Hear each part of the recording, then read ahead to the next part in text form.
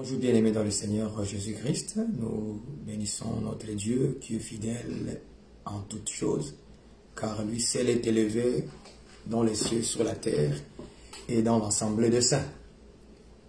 Nous bénissons son Saint-Nom encore une fois qui nous permet aujourd'hui de venir vers vous et d'avoir ces moments de partage, d'enseignement, d'exhortation et aussi de la prière que nous allons faire aujourd'hui.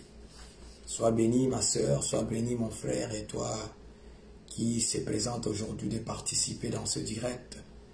Et non pas pour venir perdre ton temps, mais pour venir acquérir quelque chose qui va augmenter ta foi, qui va peut-être augmenter ta connaissance, qui va peut-être allumer une lumière dans ta vie et de t'orienter dans la voie du Seigneur. Donc, je vous bénis. Avant que nous puissions commencer, nous allons prier, élever nos voix ensemble là où vous êtes. Avec nous, nous allons prier le Seigneur avant de commencer. Prions au nom de Jésus-Christ. Éternel Dieu, notre Père Céleste, nous te bénissons, nous te rendons grâce. Encore une fois aujourd'hui, toi qui nous permets d'abord de se réveiller sains et saufs, d'être parmi les hommes, parmi les vivants, car tu l'as voulu, Seigneur, aujourd'hui que nous puissions te célébrer encore une fois. C'est un honneur que tu nous fais, Seigneur, et nous te rendons toutes nos reconnaissances, Papa. Merci, mon Dieu, mon roi, pour tous tes bienfaits que tu fais dans notre vie, dans la vie de mon frère, dans la vie de ma soeur, dans notre couple, dans la famille. Seigneur, nous ne pouvons que te dire merci.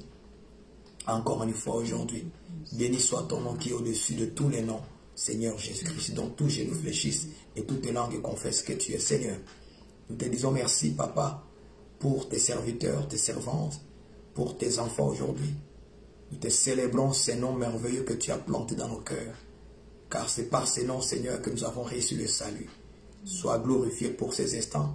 Au nom de Jésus-Christ, nous remettons tout entre tes mains, nos pensées, nos cœurs, notre vie. Merci Seigneur Jésus. Amen. Donc nous allons chanter un cantique, s'il y a un cantique à chanter. Selon ce que l'Esprit va mettre dans ton cœur. Tu es Alpha et Oméga, nous t'adorons Jésus, tu es digne des louanges. Tu es Alpha et Oméga, nous t'adorons Jésus, tu es digne de louange.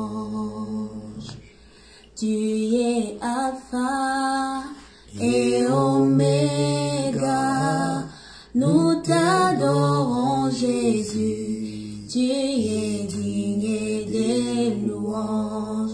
Tu es Alpha et Oméga, nous t'adorons Jésus, tu es digne de louange. Tu es Alpha et Oméga, nous t'adorons Jésus, tu es digne de louange. Tu es Alpha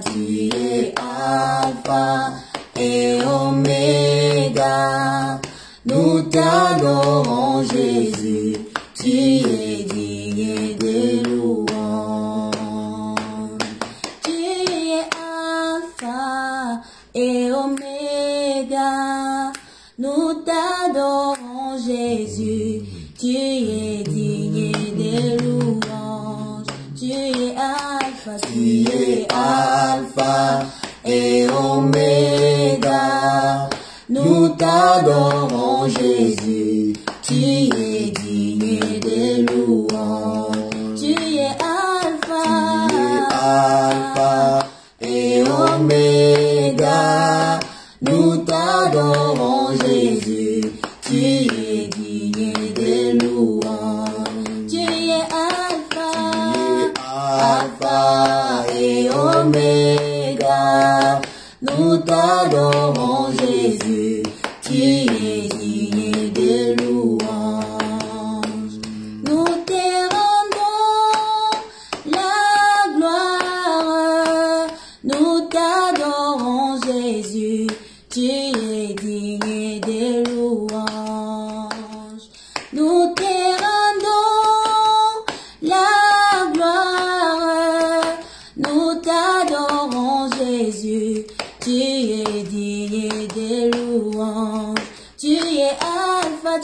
es Alpha et Oméga. Nous t'adorons Jésus, tu es digne de louange. Tu es Alpha, Alpha et Oméga. Nous t'adorons Jésus, tu es digne de louange. Tu es Alpha, Alpha et Oméga. Nous t'adorons Jésus, tu es digne de louange. Nous te rendons la gloire. Nous t'adorons Jésus, tu es digne de louange. Nous te rendons la gloire. Nous t'adorons Jésus, tu es digne de louange. Tu es Alpha, Alpha et Oméga. Nous t'adorons Jésus, tu es digne de louange. Tu es Alpha, Alpha et Oméga. Nous t'adorons Jésus, tu es digne de louange. Weni Alpha na Omega, twakuabudu Bwana, wastahili sifa. Weni Alpha na Omega, twakuabudu Bwana, wastahili sifa. Weni Alpha na Omega, twakuabudu Bwana, wastahili sifa. Weni Alpha na Omega, twakuabudu Bwana, wastahili sifa. Twakupa utukufu, twakuabudu Bwana, wastahili sifa. Twakupa utukufu, twakuabudu Bwana, wastahili sifa. Weni Alpha na Omega, twakuabudu Bwana, wastahili sifa. Weni Alpha na Omega, twakuabudu Bwana, wastahili sifa. Tu es Alpha et Oméga. Nous t'adorons Jésus, tu es digne de louange.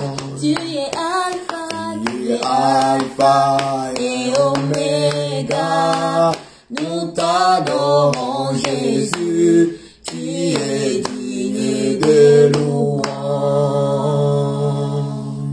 Prions le Seigneur, rendons grâce à Dieu pour ces moments, pour les souffles de vie qu'il nous donne ensemble avec vous, mes bien-aimés. Élevez la voix vers le Seigneur. Seigneur notre Dieu, nous te bénissons, nous te rendons grâce. Nous te disons, Seigneur, merci. Merci, Dieu de gloire, toi qui es grand Dieu, toi qui es redoutable dans l'ensemble de tes fidèles, dans l'ensemble de Dieu. Ta parole nous dit que Dieu est redoutable dans l'ensemble de saints.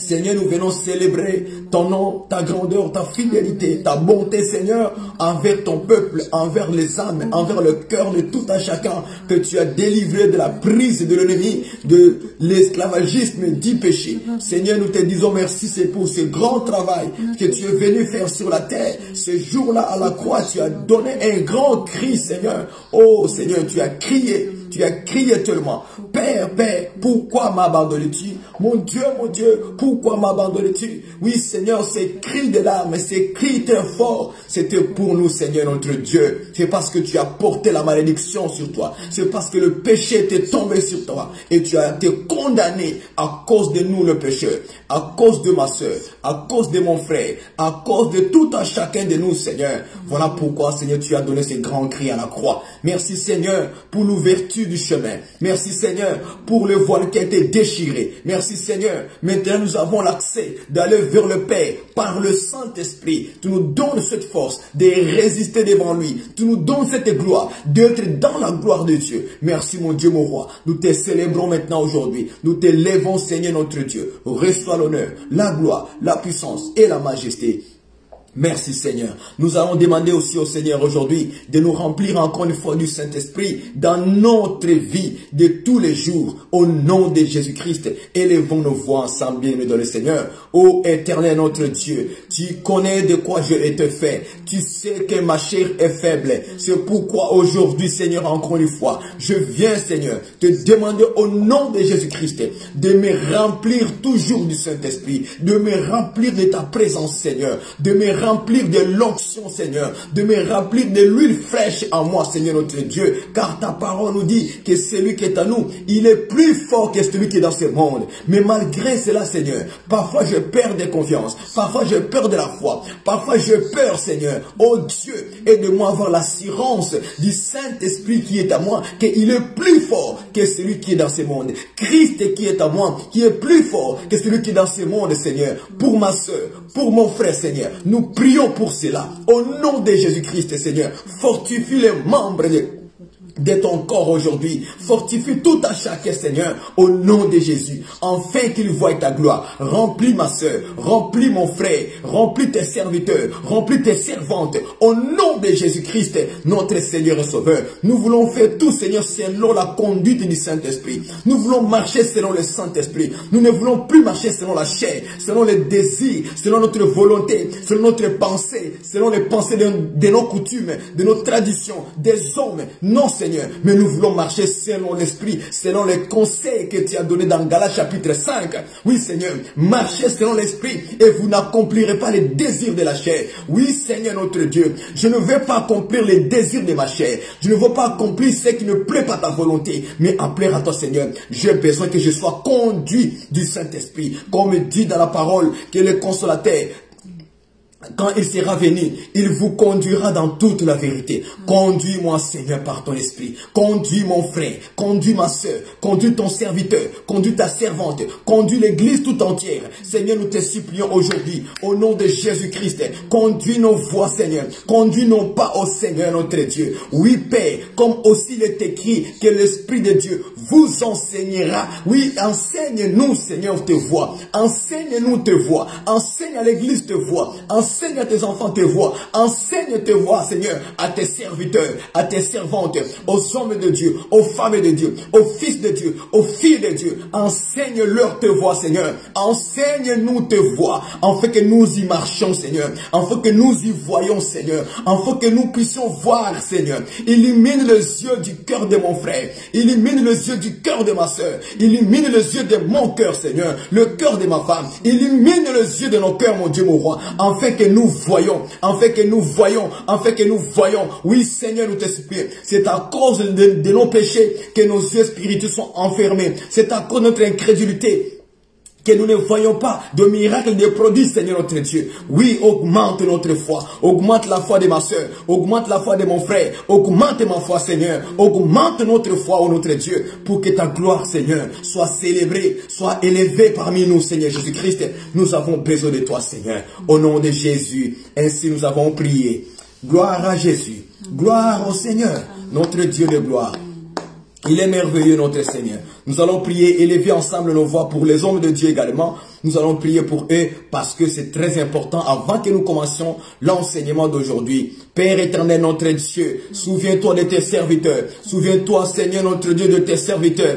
Pour tous les hommes de Dieu, nous élevons nos faibles mots, nos faibles paroles devant toi, Seigneur. Nous ne sommes pas dignes de se présenter devant toi, Seigneur. Mais c'est par ta grâce, c'est par ton amour, c'est par ta miséricorde, Seigneur, que nous pouvons encore s'approcher du trône de la grâce. Oui, Seigneur, notre Dieu, nous nous approchons du trône de la grâce aujourd'hui. Nous te supplions, Seigneur Jésus-Christ, bénis tes serviteurs qui nous enseigne ta parole, qui nous annonce ta parole, qui nous recadre, qui nous corrige, qui nous enseigne, Seigneur, qui nous redresse, ô Dieu de gloire.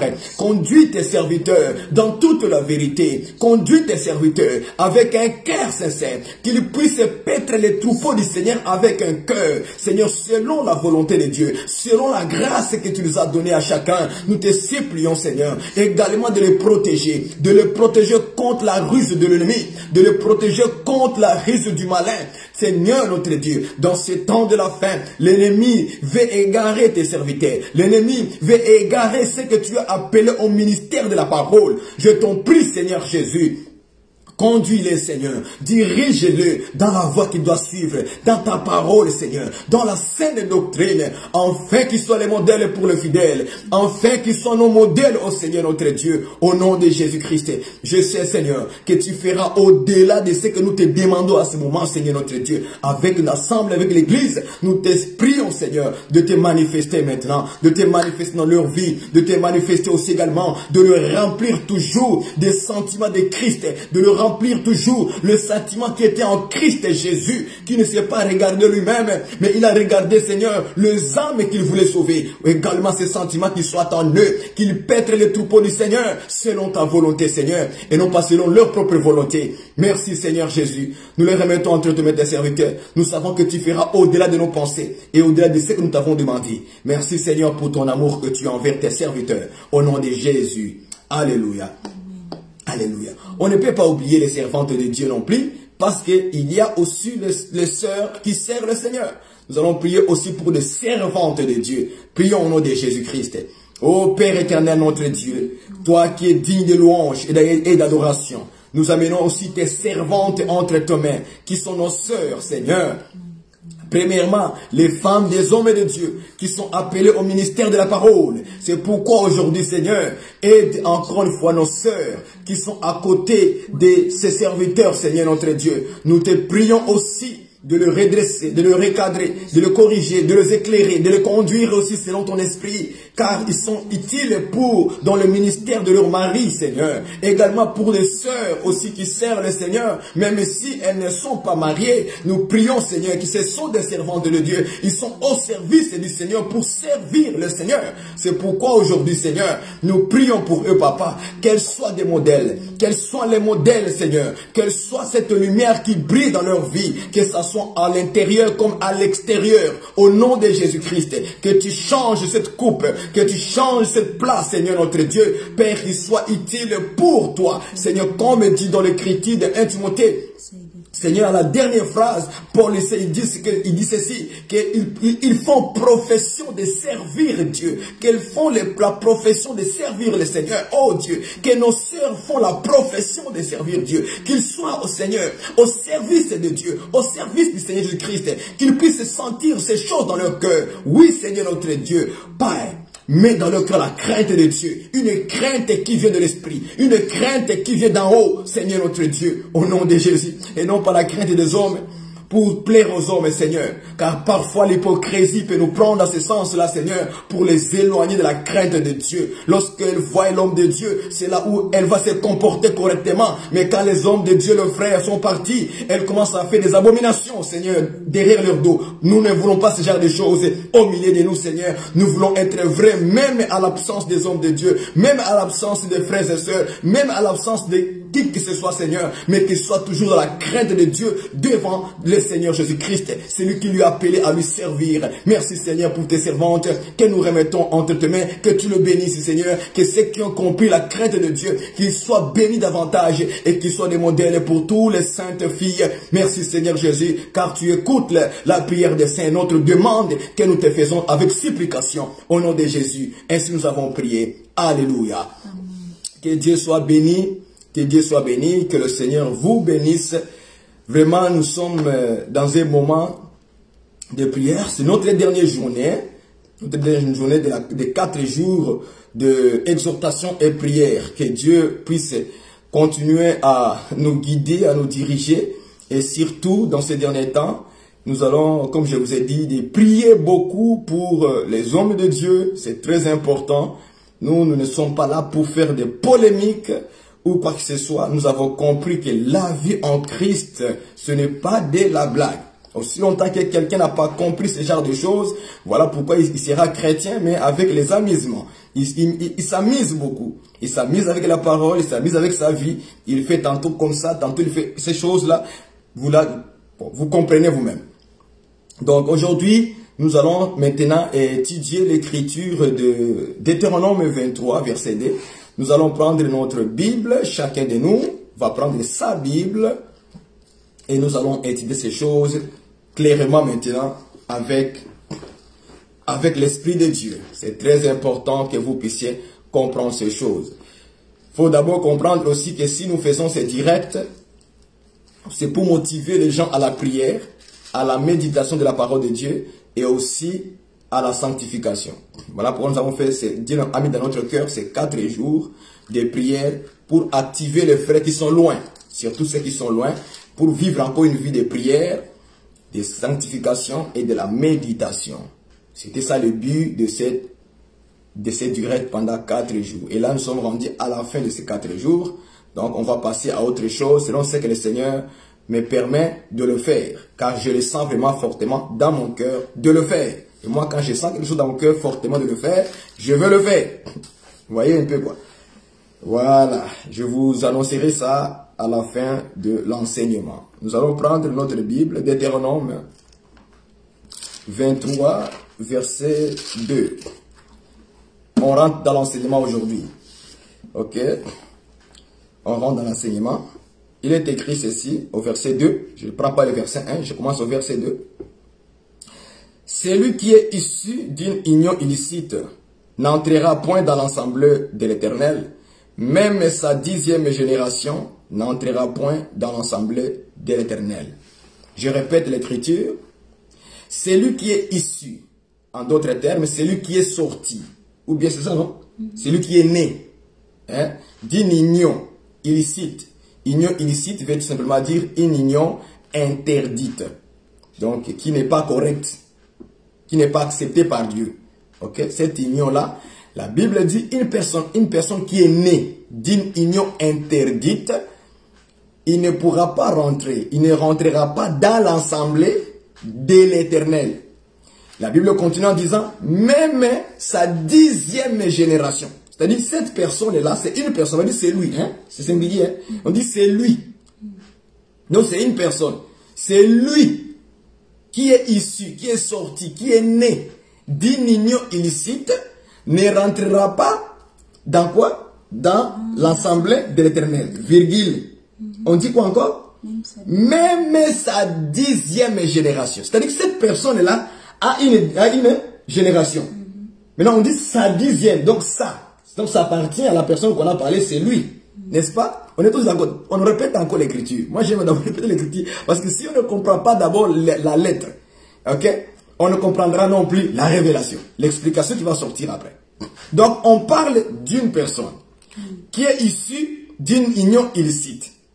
On lui dit que toi, là, qui est né de cette manière-là, tu ne rentreras pas dans l'assemblée de l'Éternel. Virgule. On dit même ça.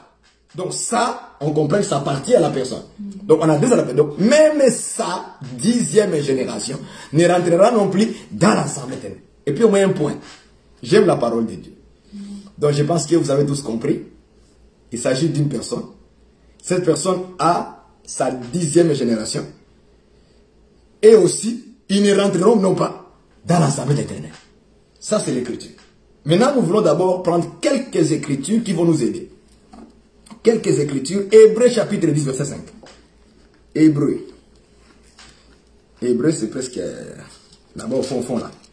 Hébreux chapitre 10 verset. On va commencer par là. Verset 10. Chapitre 10 plutôt. Verset 10. Chapitre 10 verset 5. C'est pourquoi Christ, entrant dans le monde, dit, tu n'as voulu ni sacrifice ni holocauste, mais tu m'as formé un corps. Tu n'as agréé ni holocauste ni sacrifice pour les péchés. Alors j'ai dit, verset 7, qui nous importe beaucoup, alors j'ai dit, Christ a dit, voici je viens. Voici je viens. Dans le rouleau du livre, j'aime ça. Dans le rouleau du livre, il est question de moi. Je prends cette phrase-là. Dans le rouleau du livre, il est question de moi. Donc Christ, il est question de Christ dans ces rouleaux-là. Or, les rouleaux, c'était en question la loi, les prophètes et les psaumes. C'est ça qu'on appelait les rouleaux. Comment je peux prouver cela? Quand Jésus-Christ rentre dans comment on appelle ça, la synagogue plutôt, dans la synagogue des Juifs, n'est-ce pas? On lui donne les rouleaux. Je vais prendre Luc chapitre 4. Merci Seigneur pour m'avoir rappelé ça. Luc 4. Je prends pour vous montrer les preuves que quand on parle des rouleaux dans la Bible, on parle de la loi, les psaumes et les prophètes. Luc chapitre 4. Je prends le verset. Attends.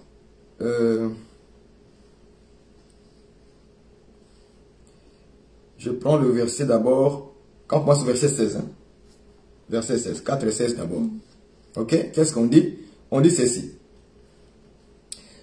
Il s'est rendu à Nazareth où il avait été élevé et selon sa coutume, il entra dans la synagogue les jours du sabbat. N'est-ce pas? Ok? Il s'éleva pour faire la lecture. On lui remit les livres du prophète Ésaïe, l'ayant déroulé, tu vois, déroulé, il trouva l'endroit où il était écrit. L'Esprit du Seigneur est sur moi. Ok? Maintenant, des versions, ça c'est la version Louis II. Dans une autre version, ok? Au lieu de dire les livres, on a dit le rouleau. Parce que moi je lis beaucoup de versions à la fois. Donc moi je lis ici présentement c'est les Louis II. Je sais pas, Louis II 21, quelque chose comme ça, ou bien 1980. Mais dans d'autres versions, Darby ou autres, au lieu d'utiliser le mot livre, ils vont dire les rouleaux du livre. Voilà. Ils diront les rouleaux du livre du prophète Ésaïe. Donc, quand on parle du rouleau du livre, ou les livres, selon Luc 4, 16, que par rapport à Hébreux chapitre 10, verset 7, il s'agissait en fait de la loi, le prophète et le psaume. C'est ça qu'on appelait le rouleau des prophètes. Est-ce que vous comprenez avec moi? On est tous d'accord, n'est-ce pas? Donc, maintenant, dans Hébreux 10, 5 jusqu'à 7, Jésus-Christ, et le Christ est là, il dit ceci. Il dit que dans les livres, dans les rouleaux du livre, il est question de moi, Christ. C'est-à-dire, comme là nous avons une partie de la loi qui s'appelle Deutéronome 23, verset 2, donc il est aussi question de Christ.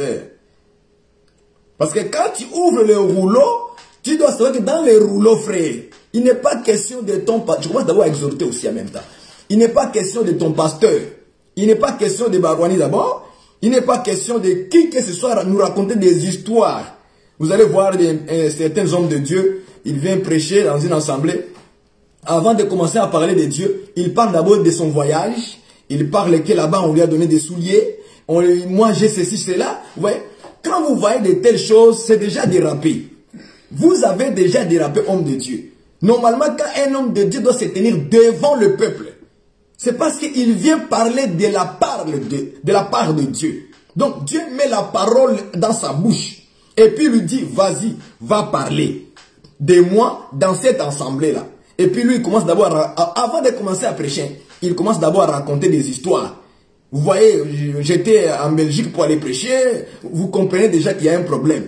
D'abord, un ministre, lorsqu'il se tient debout devant le peuple, la première chose qui doit commencer, c'est la parole de Dieu. Livrer d'abord le message que Dieu lui a donné. Il doit d'abord livrer le message. Et après, quand il finira à livrer le message, c'est alors maintenant qu'il peut dire, moi je m'appelle frère Barouani, je suis votre frère de l'Assemblée. Vous voyez des prédications qui commencent d'abord à se taper la poitrine avant de commencer la prédication. Il se tape d'abord la poitrine, d'abord oui. Moi, je suis ceci. Vous voyez, moi, je suis parti en Belgique, j'étais en Allemagne, j'étais à Bruxelles, j'étais au Canada pour aller prêcher. Nous avons fait ceci, on fait cela. Ça, ce sont des témoignages qui ne peuvent pas aboutir. Il faut d'abord commencer par livrer les messages de Dieu devant le peuple. Vous avez vu Esaïe, avant d'aller chez le peuple israélite, commence d'abord à dire, moi, Esaïe, vous savez, j'étais à Capernaum, non!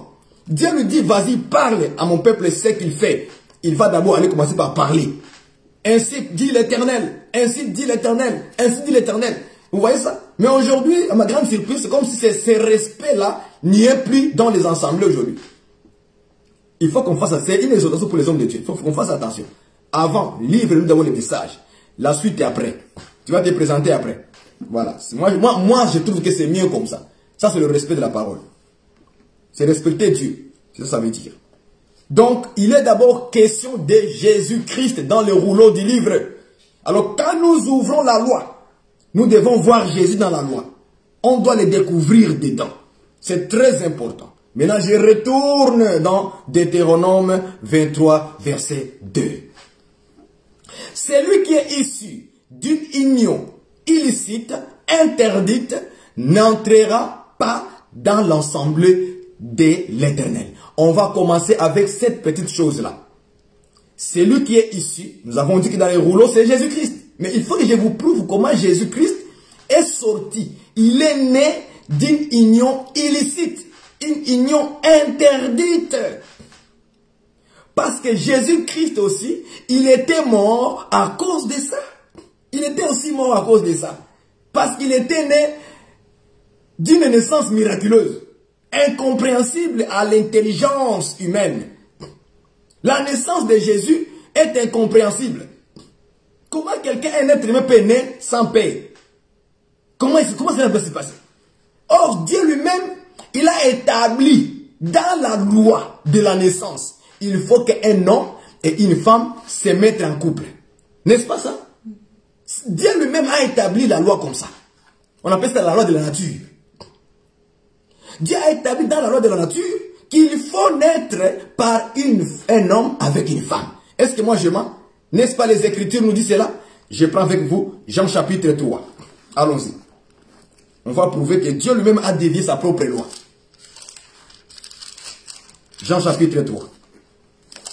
Jésus-Christ parle avec Nicodème. Il parle avec Nicodème. Voici ce qu'il dit. Il dit à Nicodème, Nicodème, pour rentrer au ciel, dans le royaume, il faut naître de nouveau. On peut le lire ça à partir du verset Jean chapitre 3. Je prends le verset. Je vais prendre le verset. Ok, verset 6. Allons-y directement au verset 6. On va sauter, on va aller là rapidement. Parce qu'il ne faut pas que je parle beaucoup aujourd'hui. Ce qui est né, donc Jean chapitre 3, verset 6. Ce qui est né de la chair est chair. Et ce qui naît de l'esprit est esprit.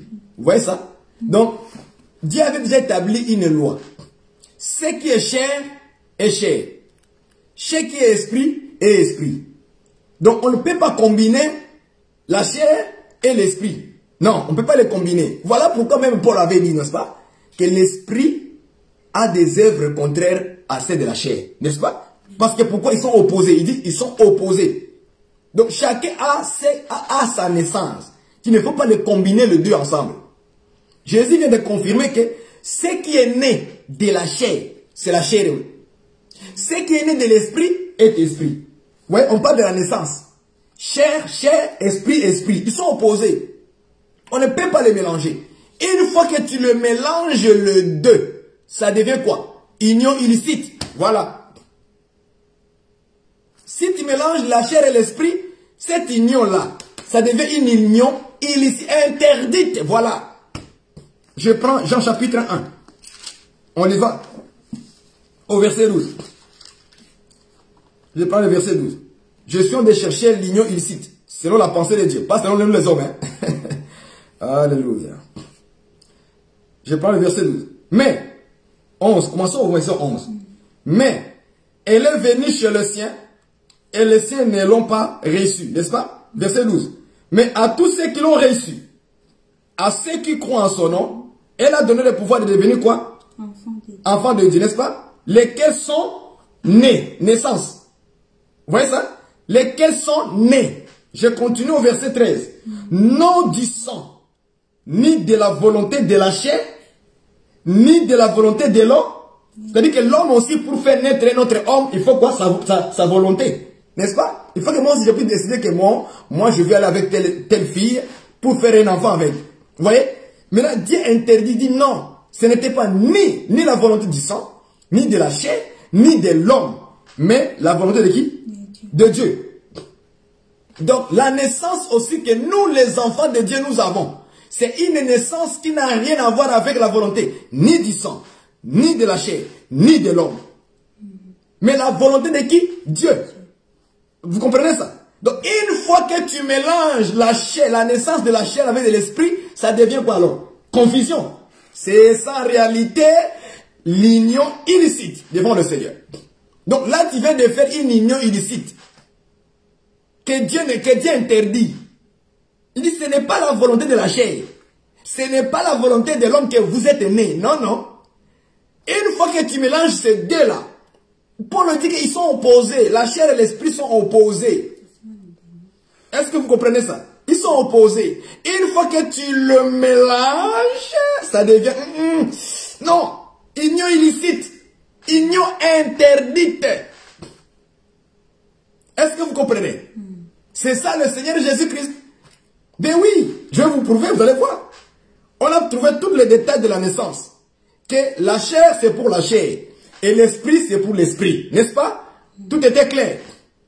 Même nous, les enfants de Dieu, même toi, ma soeur, même toi, mon frère, si tu es né de l'esprit, donc c'est l'esprit. Il ne faut pas mélanger ta chair avec l'esprit.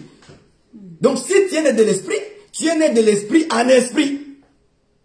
Je ne sais pas si vous me comprenez. Donc ça n'a rien à voir avec ta chair. Est-ce que c'est? Donc si tu mélanges que toi tu es né de la chair avec l'esprit, non, ça c'est une union interdite. Tu viens de te mélanger. Est-ce que vous comprenez ça? Ok. Regardons maintenant dans Luc.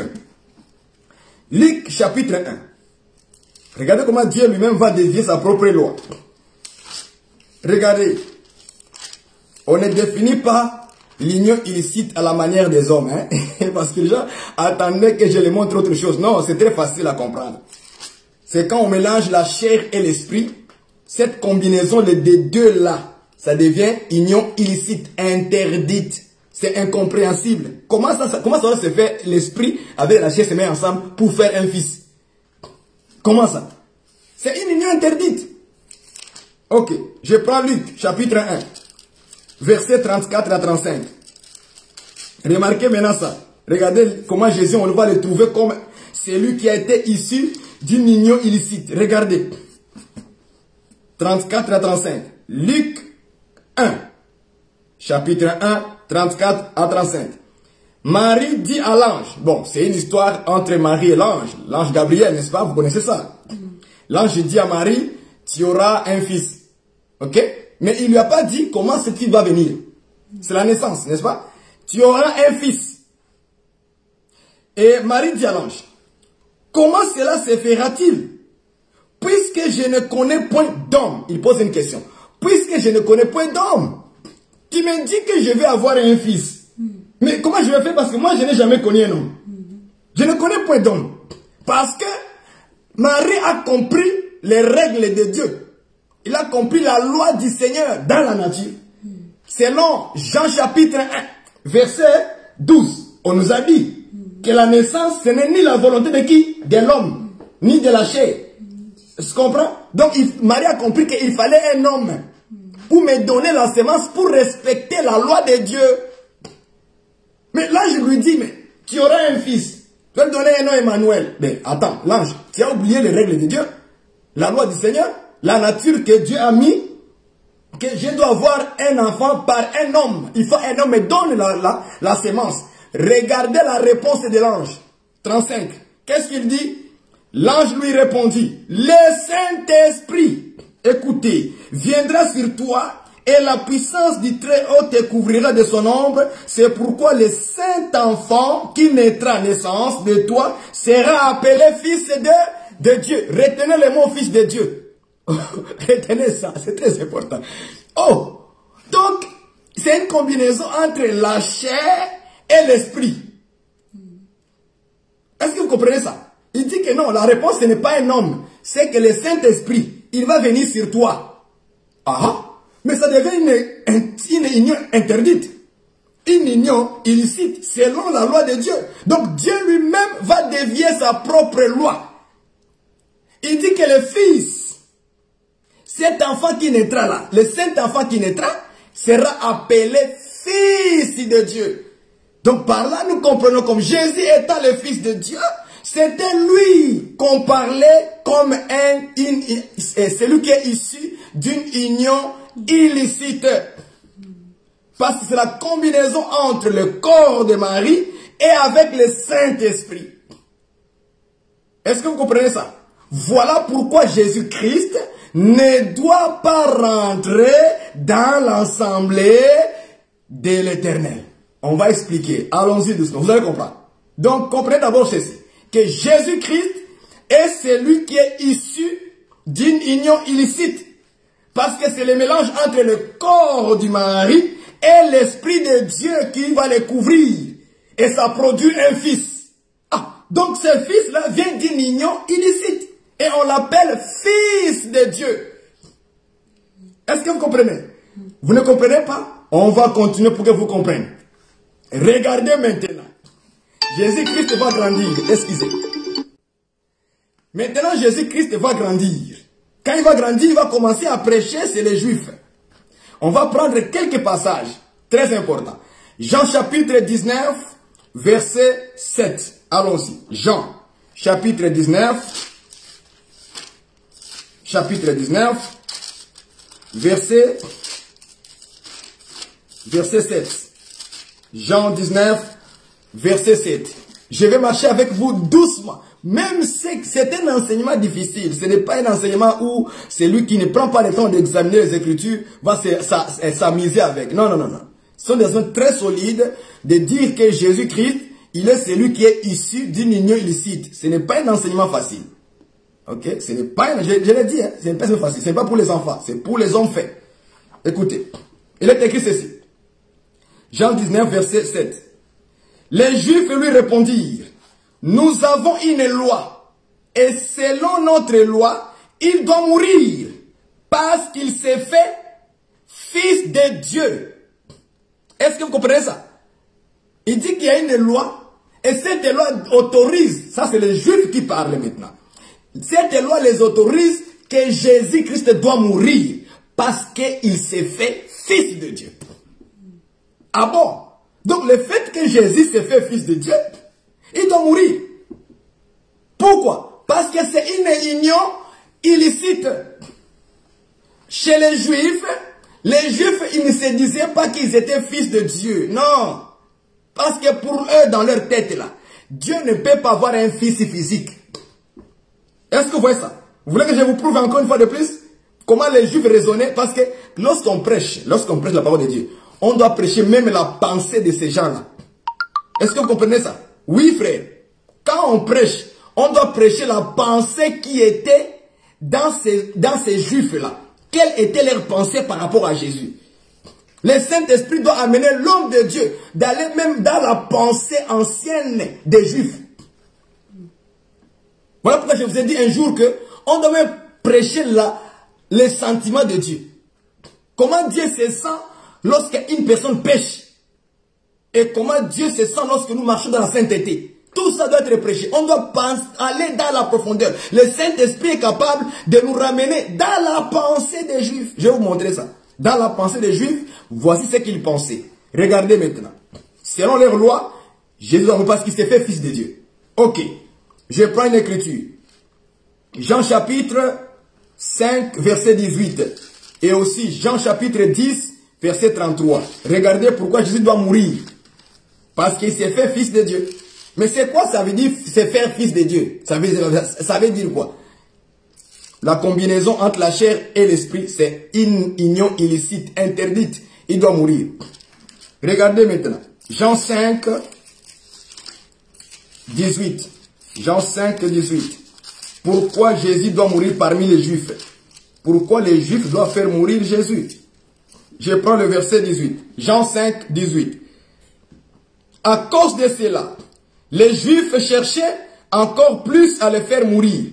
Non seulement parce qu'il violait le sabbat, non, mais parce qu'il appelait Dieu son propre Père et se faisait lui-même égal à Dieu. Ça, c'est la première cause. Vous voyez ce qu'il faisait? Donc, selon la pensée des Juifs, Jésus appelait Dieu son propre Père. Et après, qu'est-ce qu'il faisait? Dit, il s'est égalisé. Il se faisait égal à Dieu. Voilà pourquoi il voulait le faire mourir. Pourquoi? Parce que en Israël, personne ne devait se faire égal à Dieu et personne ne devait appeler Dieu son propre Père. Est-ce que vous comprenez ça? Je prends le chapitre 10 de Jean, verset 33. Regardez maintenant pourquoi on va le faire mourir. Regardez, là maintenant c'est très clair. Très clair. Jean 10, 33. Très clair. 33. Écoutez. Les Juifs lui répondirent. Il répond à Jésus. Hein, c'est entre les Juifs et Jésus qui sont en train de converser. Les Juifs lui répondirent. Ce n'est pas pour une bonne œuvre que nous te lapidons. Non, non. Mais c'est pourquoi? Il donne la réponse. Mais c'est pour un blasphème. Quel était ce blasphème? Écoutez la réponse. Et c'est parce que toi qui es un homme, la chair, côté chair, tu te fais Dieu. Est-ce que vous voyez ça? Donc, Jésus, il est homme, mélangé avec Dieu. Ça devient quoi ça? Union illicite. Une combinaison de deux choses différentes. Parce que Dieu, c'est l'esprit. Jean 4, 24. Dieu est esprit. Voilà. Donc, combinaison entre la chair, qui est homme, et l'esprit. C'est les Juifs, ça ne doit pas exister comme ça. Dans leur compréhension des Juifs, pas de l'Église. Dans la compréhension des Juifs. Non, non, non, non, non. Cet homme doit mourir. Il doit mourir. Donc, il s'est fait une combinaison de deux choses qui sont opposées selon Galates chapitre 5. Ils sont opposés. Lui, il s'est dit que toi qui es un homme, tu te fais Dieu. Tu te fais égal à Dieu. Tu t'appelles Dieu ton propre Père. Non. Non, Dieu n'a pas un fils physique. Est-ce que vous comprenez? Je parle de la pensée des Juifs, pas de l'Église. Nous, de l'Église, nous avons l'explication. Je parle de la pensée parce que c'est les Juifs qui répondaient à Jésus. Ce n'est pas l'Église qui répond à Jésus. C'est les Juifs qui répondent à Jésus. Toi qui es un homme, tu te fais Dieu. Chez les Juifs, tu ne devrais pas dire ça. Et écoutez la réponse de Jésus, ce qu'il a dit. Voilà pourquoi il doit mourir. Verset 34. Jésus leur répondit, n'est-il pas écrit dans votre loi, j'ai dit, vous êtes des dieux. Si elle a appelé Dieu, c'est à qui la parole de Dieu a été adressée. Et si l'écriture ne peut être anéantie, c'est lui que le Père a sanctifié et a envoyé dans le monde. Vous lui dites, tu blasphèmes. Et c'est là parce que j'ai dit, je suis le Fils de Dieu. Voilà. Donc si Jésus s'est dit qu'il est Fils de Dieu, donc il s'est fait Dieu. Esprit mélangé avec la chair. Union illicite. Des choses opposées. Qui doit mourir? Selon la loi, on doit les chasser d'Israël. On doit les chasser de l'assemblée de l'Éternel. Il ne doit pas rentrer. C'est quelque chose qui ne doit pas rentrer dans l'assemblée de l'Éternel parce qu'il est issu d'une union. Voilà pourquoi on posait à Jésus la question. Qui est ton Père? Est-ce que vous comprenez ça? Lisez les Écritures. Les Juifs ont posé à Jésus. Qui est ton Père? Où est ton Père? Est-ce que vous comprenez ça? Or, les Juifs savaient bien dans les Écritures que Jésus avait des sœurs. Il avait des frères. Est-ce que vous comprenez ça? Il avait tout ça. Et Marie était sa mère. Ils l'ont reconnu. Ils ont connu même Joseph comme son père physique. Mais pourquoi encore les Juifs vont poser la question à Jésus, où est ton Père? Il dit, vous ne connaissez ni moi, ni mon Père. Vous voyez ça? Donc à un moment donné, dans la pensée des... Je parle bien ici, je vais insister. Dans la pensée des Juifs, Jésus, il n'est pas normal. C'est une union illicite. C'est quelqu'un qui est issu d'une union compliquée. Selon la pensée des Juifs, pas selon l'Église. Non, non, non, non. Je répète 1000 fois pour que ça rentre. Parce que je connais les contradicteurs, je les connais. Je les connais moi. Supportez-moi un peu. Je les connais. Est-ce que vous comprenez ça, frère et sœur? Donc, chez les Juifs, en Israël, Jésus, ce n'est pas un homme normal. Voilà pourquoi tantôt il appelle Jésus Belzéboul. Non, il chasse les démons, pas les démons. Il a la puissance des démons. Ouais, pourquoi? Parce que Jésus était compliqué à leur regard.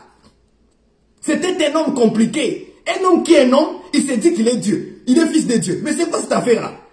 Il est né de qui? Qui est son père? Mais Joseph était là. Marie était là. Ses frères étaient là physiquement. Mais cet homme-là, il se prend pour qui?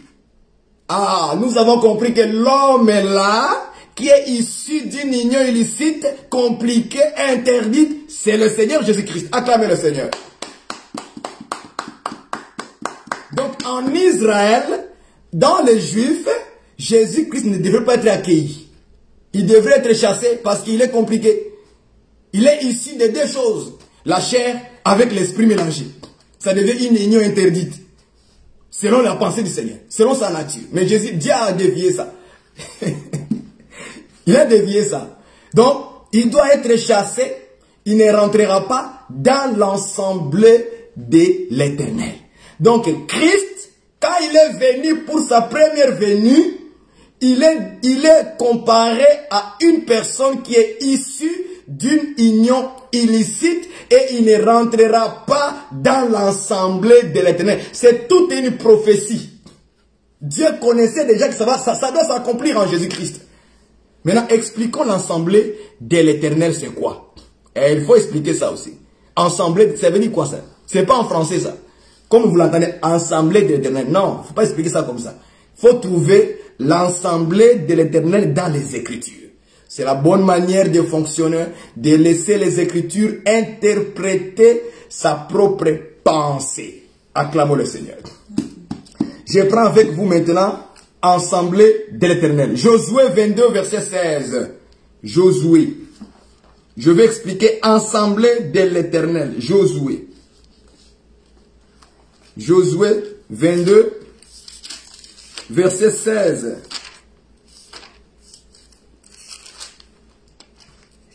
Josué 22. Juge, non, pas juge. Josué 22, verset 16. Je lis avec vous. J'explique l'ensemble de l'Éternel. C'est une histoire, je ne vais pas tout lire, c'est beaucoup. 22 jusqu'à 16, c'est beaucoup. C'est beaucoup. Je vais juste expliquer et puis lire le verset qui nous importe. Je lis d'abord le verset. Verset 16. Ainsi parle toute l'ensemble de l'Éternel. Que signifie cette infidélité que vous avez commise envers Dieu d'Israël? Et pourquoi vous détournez-vous maintenant de l'Éternel en vous bâtissant un autel pour vous révolter aujourd'hui contre l'Éternel?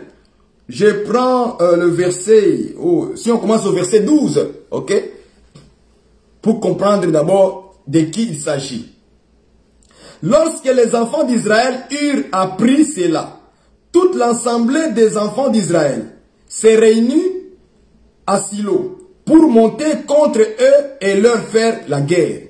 Les enfants d'Israël envoyèrent auprès des fils de Ruben, des fils de Gad, de la demi-tribu de Manassé, au pays de Galade, Phiné, fils du sacrificateur Éléazar, et 10 princes avec lui, un prince par maison paternelle pour chacune des tribus d'Israël. Tous étaient chefs de maison paternelle parmi les milliers d'Israël. Ils se rendirent auprès des fils de Ruben, des fils de Gad et de la demi-tribu de Manassé, au pays de Galade. Et ils leur adressèrent la parole en disant, ainsi parle tout l'ensemble de l'Éternel. Mais qui a parlé? C'est les enfants d'Israël qui ont parlé ensemble contre leurs propres frères Ruben, Galade et la demi-tribu d'Israël, qui sont allés commencer à faire un hôtel, à bâtir un hôtel pour d'autres dieux. Alors, un groupe des enfants d'Israël, ils se sont mis ensemble et ils ont voulu aller faire la guerre contre Ruben, contre Galade et contre la demi-tribu d'Israël. Maintenant, quand maintenant ils ont voulu parler à Ruben, à Galade et à la demi-tribu de Manassé, qu'est-ce qu'ils ont dit? Ainsi parle toute l'assemblée de l'Éternel. Est-ce que vous comprenez ça? Donc l'assemblée de l'Éternel signifie qui alors? Les enfants d'Israël. Est-ce que vous comprenez ça? Donc l'assemblée de l'Éternel signifie Israël tout simplement. Donc Israël, c'est ça l'assemblée de l'Éternel. Je ne sais pas si vous comprenez ça. C'est très facile, moi j'ai compris ça facilement. C'est pas compliqué. Donc l'assemblée de l'Éternel ici, c'est Israël. Maintenant quand on dit ceci, celui qui est issu d'une union illicite n'entrera pas dans l'assemblée de l'Éternel. Ça veut dire Christ, qui est issu d'une union compliquée, opposée, il ne rentrera pas en Israël. Oui, frère. Voilà pourquoi Jean chapitre 1 verset 11, on a dit, il est venu chez les siens, mais les siens l'ont rejeté. C'est ça qui ne rentrera pas en Israël. Donc Israël doit les fouler, il dit non, quitte, sors, tu ne rentres pas chez nous. Mais il va partir où? Est-ce que vous comprenez ça? Parce qu'il était issu d'une union compliquée, opposée, interdite, illicite. Voilà pourquoi Jésus-Christ aujourd'hui, il n'est pas en Israël. Exhortation, ne cherchez pas Christ en Israël. Oui frère, si tu veux chercher Christ dans l'assemblée de l'Éternel en Israël, tu ne le trouveras pas parce qu'il ne peut pas rentrer là-bas. C'est la prophétie de la parole de Dieu. Dis Amen. Beaucoup de prophètes, j'exhorte maintenant, beaucoup de prophètes vont aller chercher Christ en Israël. Ils vont aller prier sur le mur de lamentation. Ce sont des fausses prières. Parce que Christ, selon la prophétie, il ne doit pas rentrer dans l'assemblée de l'Éternel en Israël. Mais le prophète, il est courageux. Il prend l'avion au Congo. Il va aller prier sur le mur de lamentation en Israël. Il cherche quoi là-bas? D'autres présidents, d'autres gens vont aller même au tombeau de Jésus. On l'a chassé, on lui a interdit de rentrer là-bas parce qu'il est né d'une naissance compliquée, d'une naissance opposée, une union illicite, interdite. Mais le prophète est courageux. Il prend l'avion au Congo, il va aller chercher Jésus au tombeau là-bas. Tu vas trouver rien car le tombeau est vide aujourd'hui. N'est-il pas écrit qu'il est ressuscité? Il est sorti dans le tombeau. Tu ne trouveras rien dans les tombeaux. Même les os, tu ne les trouveras pas là-bas. Il n'y en a pas les os là-bas. Ils cherchent les os de Jésus. D'autres même vont aller en Israël prendre de l'eau du Jourdain. Mais Jésus a été baptisé une seule fois. Jésus a été baptisé une seule fois. Et crois-moi, hein, quand l'eau coulait, quand les Jourdains coulaient là, ça a amené toute la saleté de Jésus. Ça l'a amené. Là-bas, il y a, mon cher, beaucoup de prophètes sont dans le malheur, malheur de la parole, malheur de comprendre, malheur de la révélation. Est-ce que vous comprenez ça? Donc, si votre pasteur, je suis en train maintenant d'évangéliser, si votre pasteur, votre prophète, il court en Israël, allez chercher Jésus dans l'assemblée de l'Éternel, il ne le verra pas parce qu'on lui a interdit de rentrer là-bas. Jésus est né d'une union compliquée. Jésus est né d'une union miraculeuse. Une union opposée des choses de la nature. Est-ce que vous comprenez ça?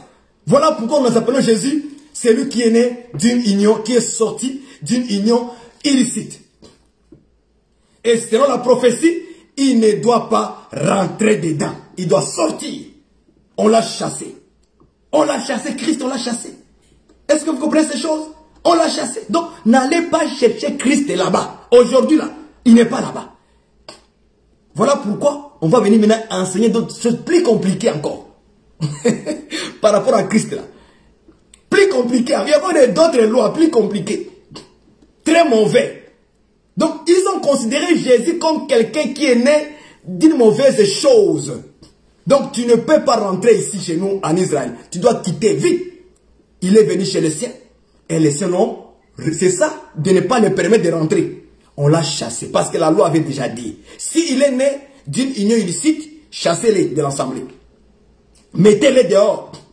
Et Christ, on l'a mis dehors à la croix. C'est ça rejeté. Quand les Juifs ont mis Jésus-Christ à la croix, c'est ça, ils rejettent Jésus. Jésus n'est pas rentré en Israël. On l'a mis dehors, à la porte d'Israël. C'est ça l'explication, mon frère.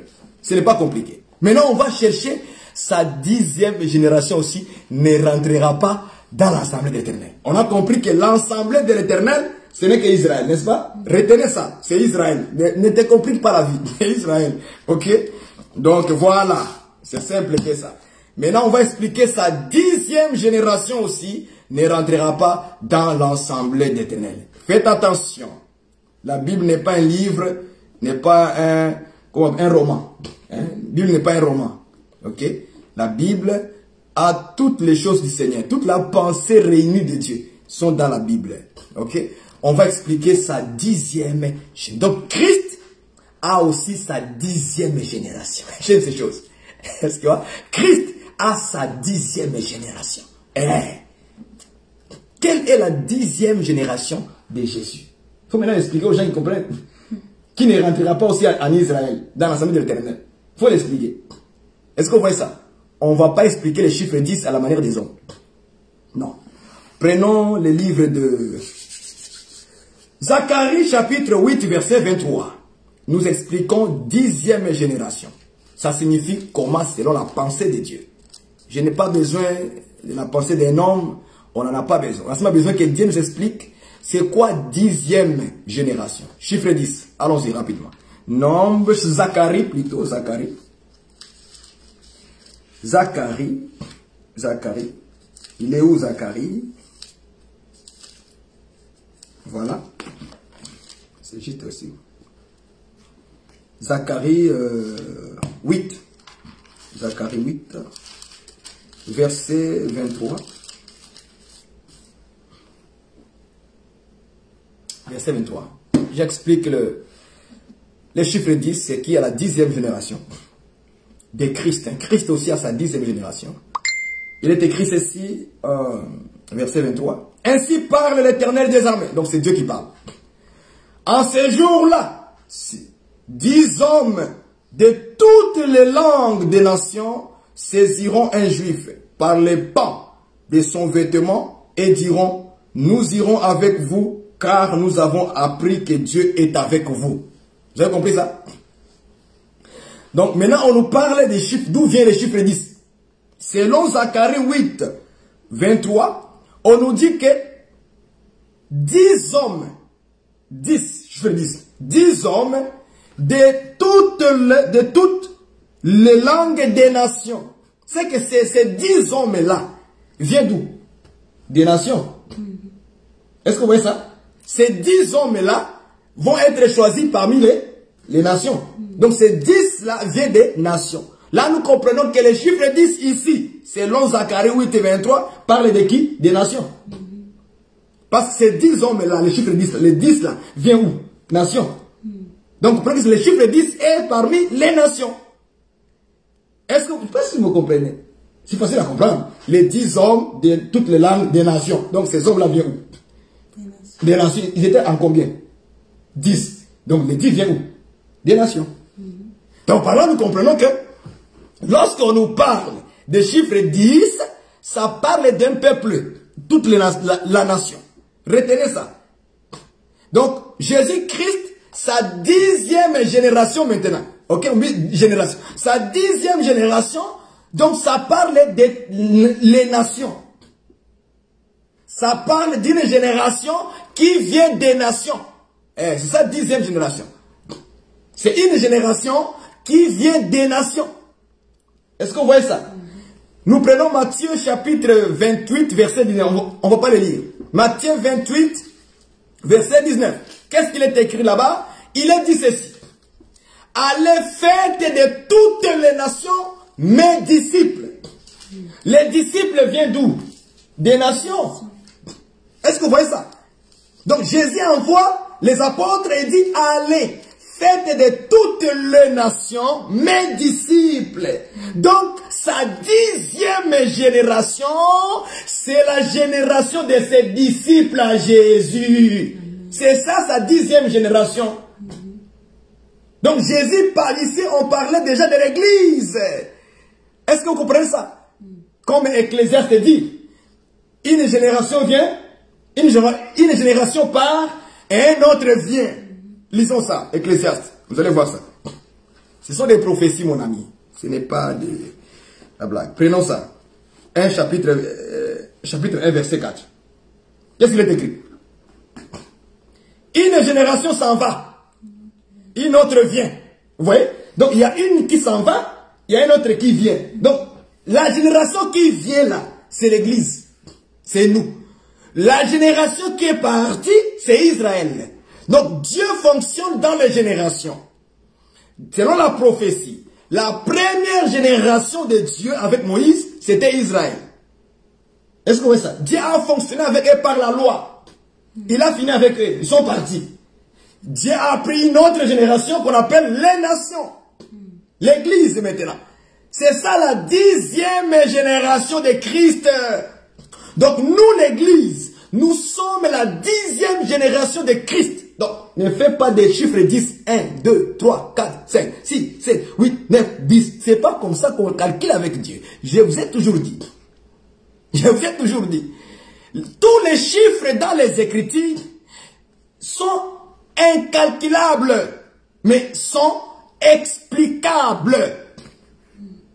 Les chiffres dans la Bible, on ne peut pas les calculer, mais on peut l'expliquer.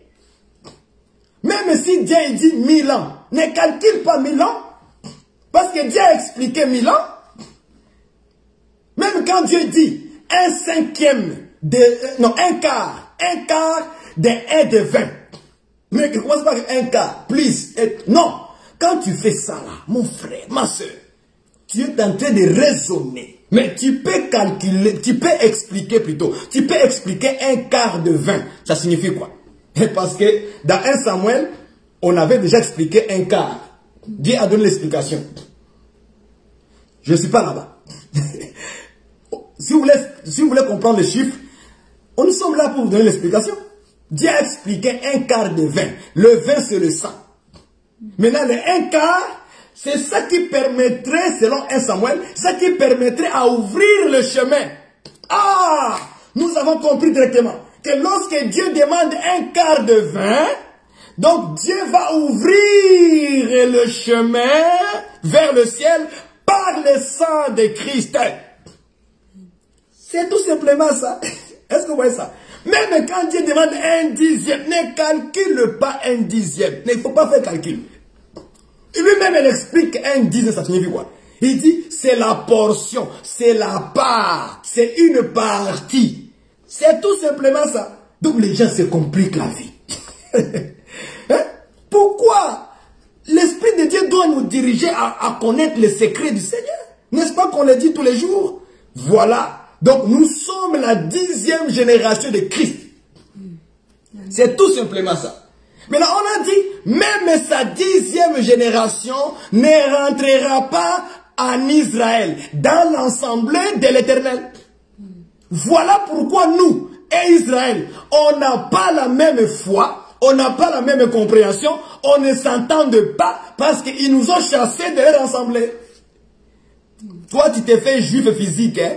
Je vois des gens commencer à prendre les foulards, comment on appelle ça? Les foulards des juifs là. Les talis quoi? Les talitats, c'est pas les talitnines là. Un prophète veut prier avec les foulards des juifs. D'autres ont commencé à acheter des robes des juifs. Hein? D'autres ont commencé à aller acheter des petits chapeaux des juifs. Vous voyez? Lui, il pense que l'église, cette génération-là, que la 10e génération, selon la prophétie, ne doit pas rentrer en Israël. On ne doit pas rentrer là-bas. On n'a pas la même explication de la parole de Dieu. On n'a pas la même foi avec eux. Voilà pourquoi ils nous ont rejetés.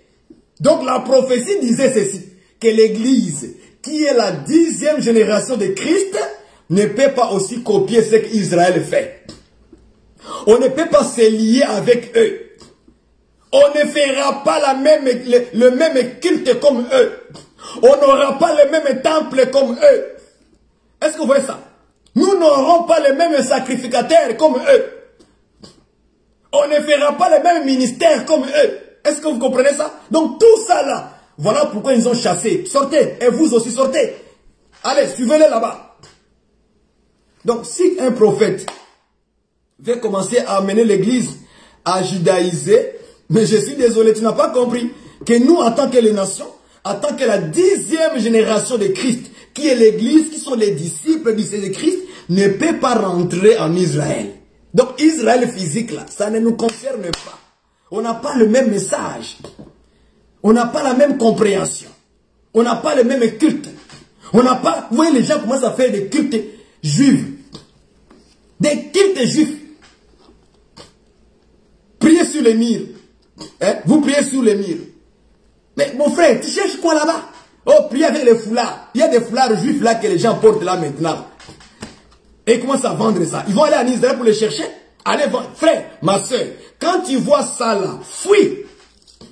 Il faut fuir. Selon la prophétie, nous ne pouvons pas rentrer dans leur assemblée.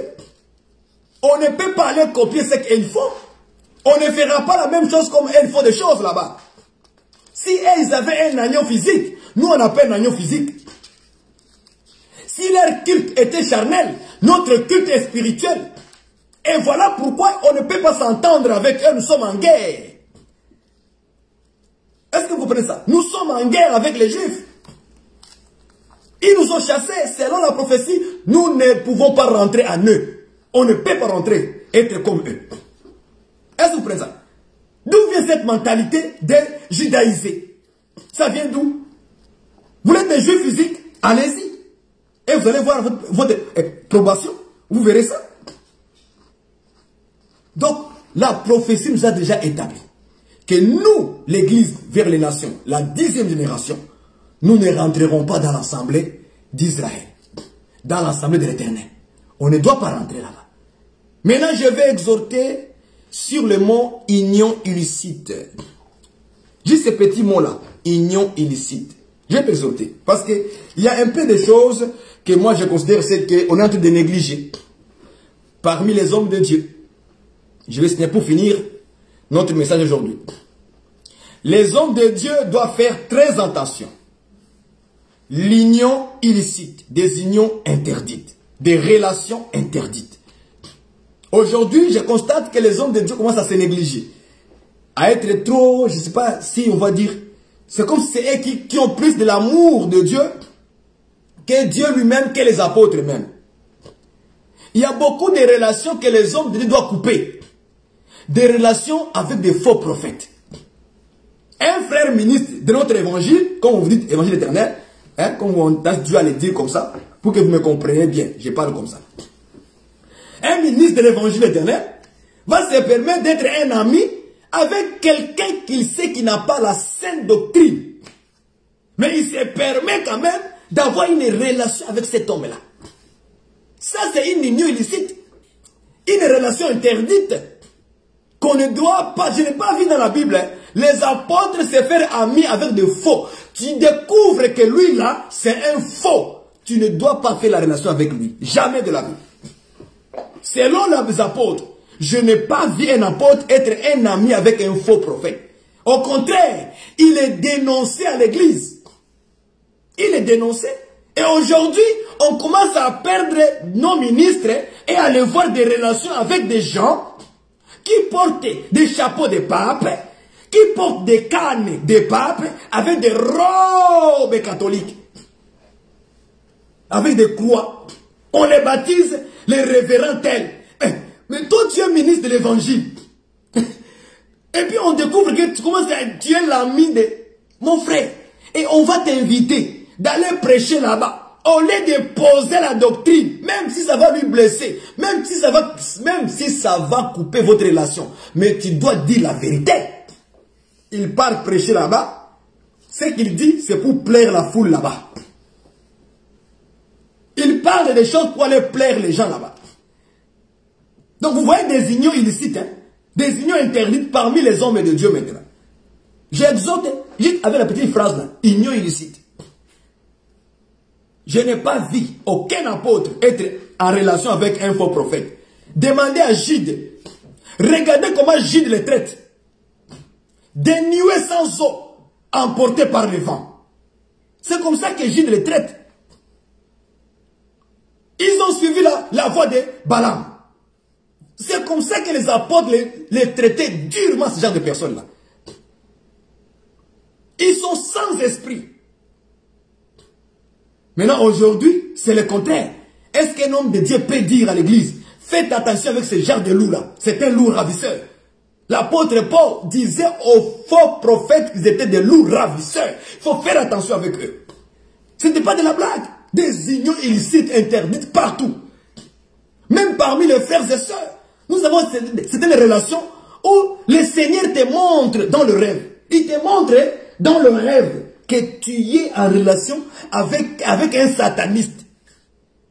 Comme toi, tu veux te faire trop d'amour, hein? Trop de l'amour charnel, pas de l'amour de Dieu. Parce que si Dieu te montre quelque chose, tu dois prendre ça au sérieux. Je l'ai dit hier quand on a prié. Tu dois prendre ça au sérieux. C'est que Dieu t'a averti que ce n'est pas une bonne personne pour être en relation avec lui ou avec elle. Il te montre la personne dans un rêve. La personne que tu es un ami avec tout le temps là. Il te montre qu'il a les pieds comme un cheval. Tu te réveilles le matin, tu te dis, mais attends, j'ai vu mon ami là, avec les pieds comme un cheval pendant la nuit. Tu ignores ça. Tu dis non, Dieu nous a dit d'aimer tout le monde, d'être en bon état. Oui, on n'a pas dit d'aller l'insulter. On n'a pas dit d'aller le faire du mal. Dieu te dit seulement, coupe cette relation. C'est ça le rêve. Coupe seulement cette relation. Si tu avais l'habitude d'aller tout le temps au restaurant avec lui, aller manger avec lui, tu vas où? Aller faire quoi? Les activités dans la ville, chaque fois. Ma sœur est telle, on peut partir, mon ami, tu pars avec lui ou avec elle, tout le temps. Dieu dit, une mauvaise relation.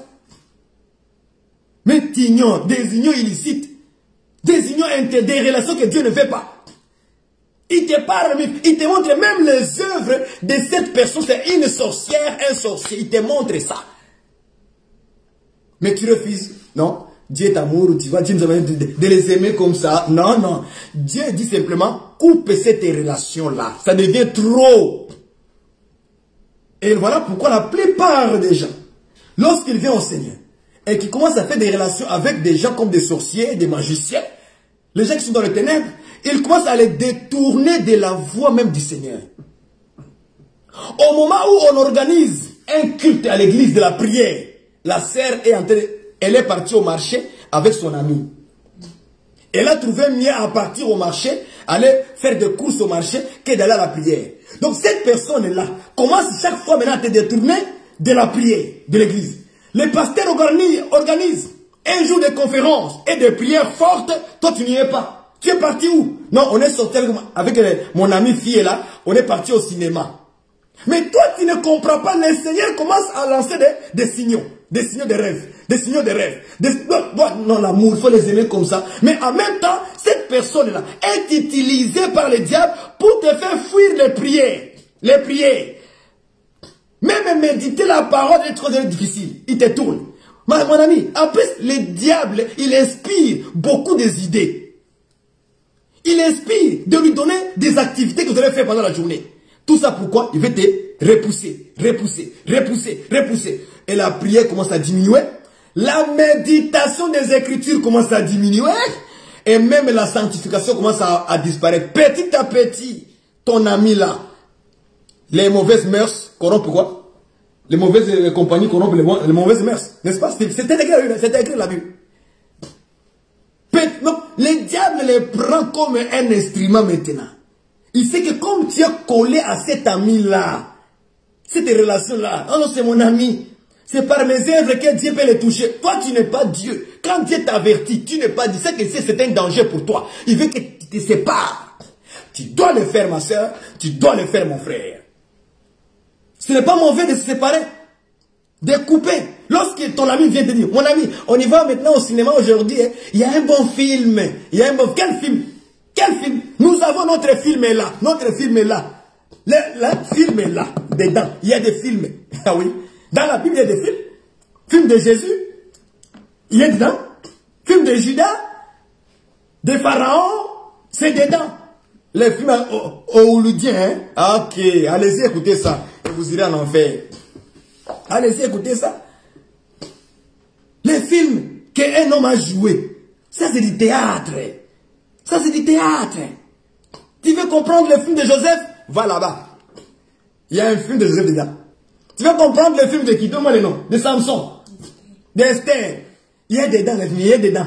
Ouvre et tu vas comprendre le film au complet. Ouvre et dedans. Le cinéma. Mon ami m'a amené au cinéma. C'est mon meilleur ami. Quel est le meilleur ami? Un païen. Non, c'est comme ça que toi, tu n'es pas le Seigneur. Si Dieu t'a averti dans le rêve, arrête la relation. Parce qu'il voit déjà, tu commences à te détourner petit à petit. Les prières, tu ne participes plus à la prière. Quand l'homme de Dieu veut dire, bien aimé Seigneur, on va faire la cotisation pour que nous achetions des chaises à l'église. La serre s'enflamme. Le pasteur là, il aime trop l'argent. Il aime trop l'argent. Pourquoi il s'enflamme? Posez-lui la question. Ma sœur, tu as manqué combien de fois à la prière? Un mois. Il n'est pas venu à la prière. Mais les jours où on va dire à l'église, cotisons pour que nous puissions acheter les chaises, afin que les gens puissent s'asseoir sur les chaises, la serre s'enflamme. Le pasteur là, il est cupide, il aime beaucoup d'argent. Pose la question à la sœur. Tu as manqué combien de fois à la prière? Un mois. Chaque fois qu'il y a la prière à l'assemblée, il n'est pas là. Elle commence à venir que le dimanche. Or, au début, la sœur avait le feu. Elle était là pour prier. Mais comme elle a trouvé un ami, quelqu'un comme ça, qu'on ne connaît pas, ni l'église ne connaît pas, ni le pasteur ne le connaît pas. La sœur a commencé maintenant à fuir la prière. Mercredi à la prière, elle n'est pas là. Le jeudi à la prière, elle n'est pas là. Le dimanche, on la voit. Mais la sœur, elle n'amène jamais son ami à l'église. Mais son ami est capable de l'amener au cinéma. Et au marché. Même les frères aussi. Vous voyez ça? Ça, ce sont des relations que Dieu va te dire, coupe ça. Et ça, tu dois les couper. Combien de fois tu as vu ça les rêves? Les gens voient des rêves, mais je vous ai dit que les rêves là, il ne faut pas ignorer.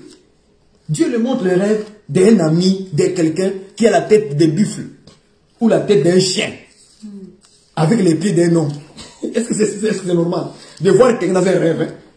Tête d'un chien. Tout le corps d'un homme. C'est ta relation qui est mauvaise. Tu as une mauvaise relation. Il faut couper. Ça, c'était l'exhortation sur le mot union illicite. Des relations qui ne sont pas bonnes. Que Dieu interdit. C'est très important. Parce que Paul avait dit, les mauvaises compagnies corrompent les bonnes mœurs. Donc, si vous avez de mauvaises compagnies, Dieu aussi a le droit de vous dire, arrête cette relation. Et nous devons nous les arrêter. Voilà pourquoi moi, je n'ai pas d'amis.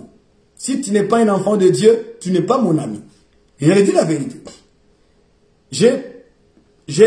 Quand j'étais arrivé au Seigneur, je me témoigne un peu, j'avais des amis que j'ai grandi avec dans ma jeunesse. Et dans mon adolescence aussi. J'ai grandi avec. Une fois que je me suis converti à l'âge de 17 ans, je me suis converti au Seigneur, j'ai écouté la parole, ça m'a touché. Et c'est là où j'ai commencé à marcher le Seigneur.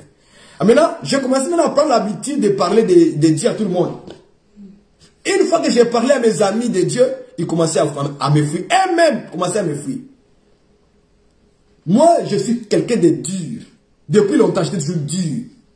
Quand mes amis me disaient, allons-y au cinéma, je leur disais non, je dois aller à la prière à 19h. Parce que nous, on avait la prière à 19h, je pense que c'était 19h30. À l'assemblée où j'étais. Est-ce que vous comprenez? Quand il y avait une réunion que les pasteurs organisaient, moi je m'en allais à l'église et mes amis partaient faire les matchs, les soccer, jouer le football, comme on dit en France. Et ils partaient comme ça. Moi je restais à l'assemblée. Est-ce que vous comprenez? Mais beaucoup de chrétiens sont incapables de dire à leur ami là, j'ai la prière à 19h30, je dois aller à l'assemblée. Je suis désolé. Oublie le football là. Oublie le soccer, les jeux. On va partir quand il n'y aura pas de prière. Chaque chose a son temps. Alors, je vous pose la question. Qu'est-ce que vous mettez en premier entre vous et votre collègue, votre ami? Qu'est-ce que vous mettez en premier dans votre choix? Quelle est votre décision? Aller à l'assemblée prier le Seigneur ou aller dans les activités avec tes amis? Faire comme ici au Canada, nous avons des, comment on appelle ça, des grands marchés, des grands commerciaux. Hein. Les centres commerciaux là.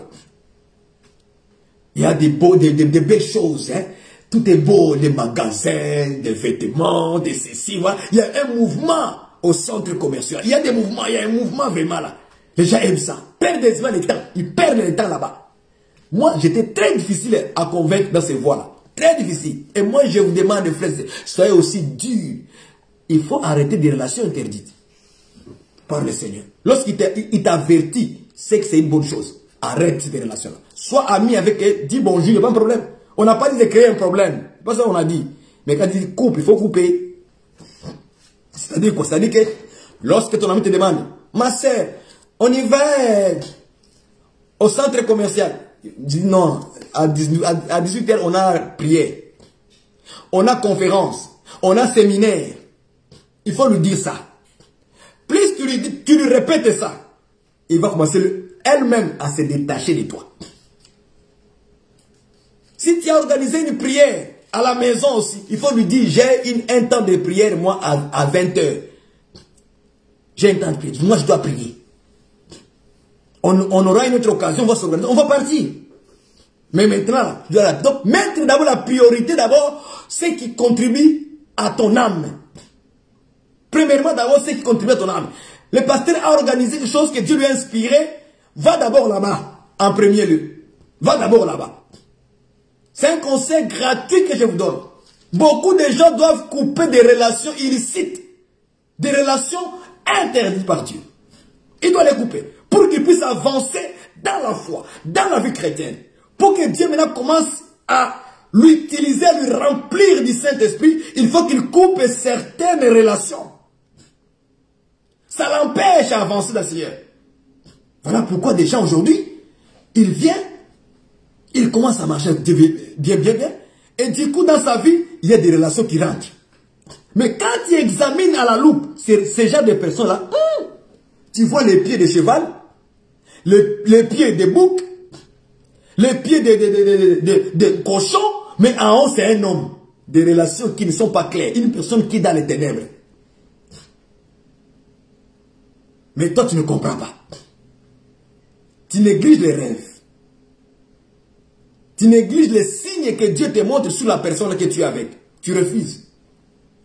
Tu refuses de comprendre. Frère, ma soeur, réveille-toi là où tu es. Des unions illicites, des relations compliquées, qui sont opposées. Toi, tu dois marcher par l'esprit. L'autre marche par la chair. Est-ce que vous comprenez ça? Des unions, des relations qui vous combinez des choses. Toi, tu es un homme, une femme spirituelle. C'est comme ça que la Bible t'appelle. Un homme spirituel, une femme spirituelle. C'est comme ça que les Écritures t'appellent, m'appellent, nous appellent. Dieu nous appelle que nous sommes des hommes spirituels, des femmes spirituelles. Donc l'autre est qui alors? Un homme charnel, une femme charnelle. Et maintenant tu prends les deux personnes, tu les combines. Maintenant qui va dominer l'autre alors? Normalement c'est toi qui es spirituel. Parce que l'autre est dans la chair. Toi tu es au-dessus de lui. Ou d'elle. Maintenant c'est la chair là, cet homme, cette femme charnelle te domine maintenant. On y va ici, toi tu parles. On y va ici, tu t'en vas. On y va, tu ne décides de rien. C'est une vie, cette vie-là, on va prier pour toi. Tu ne prends aucune décision bonne pour ton âme. Moi je dis, même mes parents, moi, s'ils disent quelque chose qui n'est pas conforme à la parole, je dis non. Moi, je suis dur. Mes parents me connaissent. Je suis dur. Oui. Ce qui ne contribue pas à mon âme, je dis ça là, je ne le fais pas. Je ne le fais pas. Je suis désolé. Ce n'est pas conforme à l'esprit. Si c'est pour vous, pour la chair, allez-y, mais pas pour moi. Parce qu'un homme spirituel doit être capable à prendre une décision pour son âme. Voilà pourquoi on dit qu'un homme spirituel juge de tout. Pourquoi juger tout? Parce que je suis spirituel. J'ai l'esprit de Dieu qui me donne la capacité de comprendre et de voir clairement que ça là, ça ne contribue pas à mon âme. Ça va me détruire. Ça va me détruire. C'est un conseil que je vous donne, c'est gratuit ça. Vous ne payez rien. Il n'y a pas de VIP chez moi. Pas de VIP. On va en parler. Le chantre, je vais vous chauffer. Le chantre, je vais vous chauffer. Est-ce que vous pensez que je vais parler beaucoup, que Dieu vous bénisse. Merci pour votre temps. Si vous avez écouté les conseils que je vous donnais à la fin, que Dieu vous bénisse. Réfléchissez, raisonnez pour de bonnes causes pour ton âme. C'est très important. Si vous n'êtes pas dur pour vous-même, pour juger de bonnes choses, pour ces choses qui vont contribuer à ton âme et à aller au ciel, tu vas te trouver que même les membres de la famille commencent à te diriger mal. Ouais. Fuyez des coutumes qui contredisent la sainte doctrine. Fuyez les traditions qui contredisent la doctrine. Hein? On vous lance des selles, la célébration, je sais pas, de votre grand-père était mort, vous le célébrez aujourd'hui, en 2021, des choses comme ça. Tout ça, tu dois t'opposer. Même si c'est la famille qui dit que non, on doit célébrer notre grand-père. Il est mort en 555, n'est-ce pas? Moi, je suis comme les petits fils. Mais on me rappelle ça aujourd'hui que non, c'est la date de naissance du grand-père qui était mort en 1550. Donc, pour contribuer à mon âme, je dis non, je refuse à participer. Là, la vie chrétienne, c'est ça, couper des mauvaises relations, des relations illicites, là, entre la chair et l'esprit, qui sont opposés, on les combine. On les combine. Il ne faut pas les combiner. Sinon, tu vas rater le ciel, tu ne rentreras pas au ciel. Est-ce que vous comprenez ça? C'est très important. Que Dieu vous bénisse. J'espère que moi, j'ai fini. Et aussi, pour la communiquer, hein, pour ne pas oublier le peuple de Dieu. La communiquer, c'est que on va, les samedis, je demande à nos frères, à nos sœurs, nous serons en prière demain. Donc, je vous l'annonce comme ça en public parce que je sais que nous sommes dans une semaine ensemble. Voilà pourquoi je parle pour tout le monde. Mais si c'était moi-même qui va rentrer en prière, en jeûne et prière, je ne pourrais pas l'annoncer en public. Ok? Donc, demain samedi, nous serons en jeûne et prière.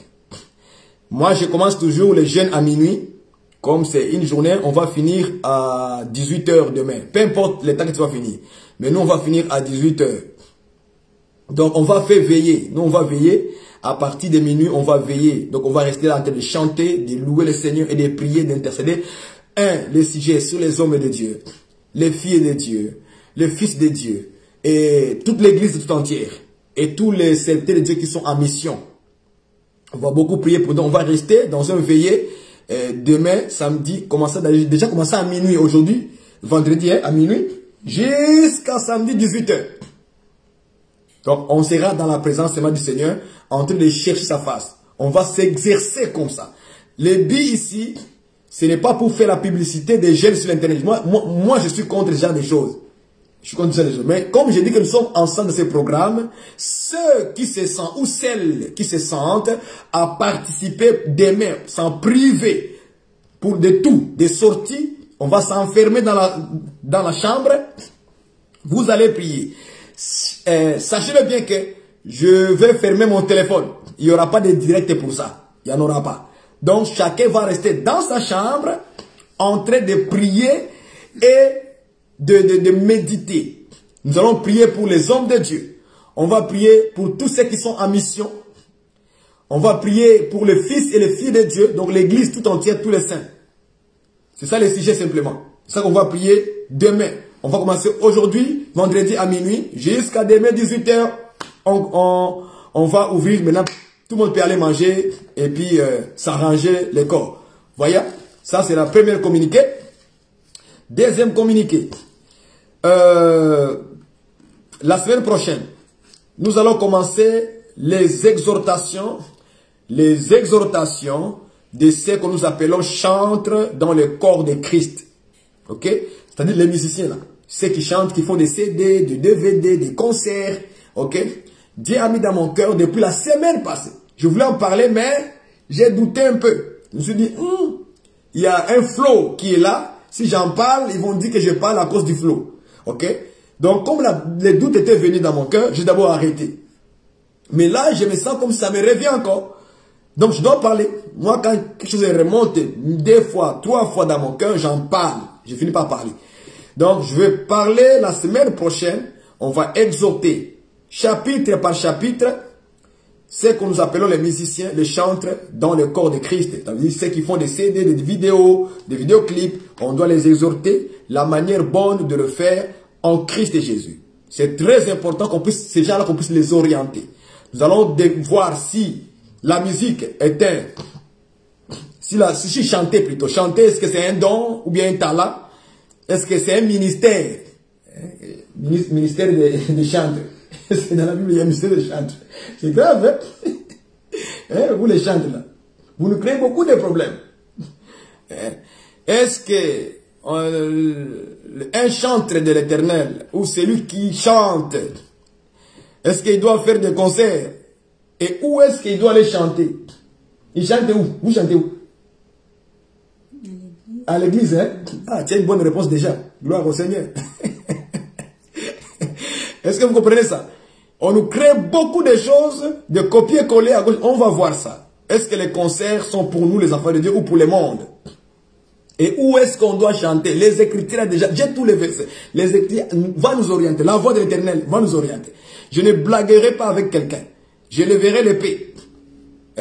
On ne va pas blaguer avec des gens. On ne va pas mettre l'huile. Non, je vais frapper très fort. C'est très important. Est-ce qu'on doit avoir des VIP? Quand on vient chanter pour le Seigneur, est-ce qu'on y a une place spéciale pour certaines personnes qui ont payé cher? Ils ont payé $50, $25.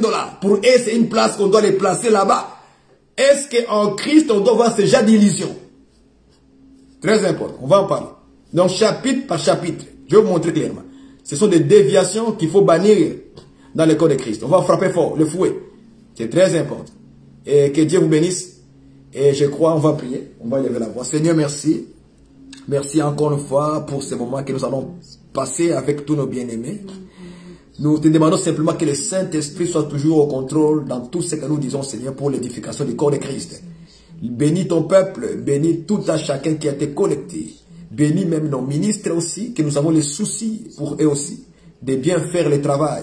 Merci Seigneur Jésus, toi qui nous aides dans toutes choses, toi qui nous réprimandes, qui nous redresses, qui nous châtie même un peu, pour que nous puissions nous redresser correctement et marcher dans le droit chemin. Oh, tu es vraiment amour, Seigneur. Je te bénis, Seigneur notre Dieu. Je te bénis, Papa. Merci pour tout ce que tu fais dans notre vie et dans la vie de tes servantes, de tes serviteurs, de tes filles et fils du royaume. Que ton nom soit glorifié à jamais, au nom de Jésus. Amen. Amen. Que Dieu vous bénisse. S'il y a des questions, s'il y a quelque chose qui a été mal dit, n'hésitez pas. N'hésitez pas. Je suis libre. Appelez-moi après appelez-moi, je suis là. Nous allons parler, je suis libre à la maison. Malgré que bientôt on va faire les cakes, les gâteaux. Bye bye.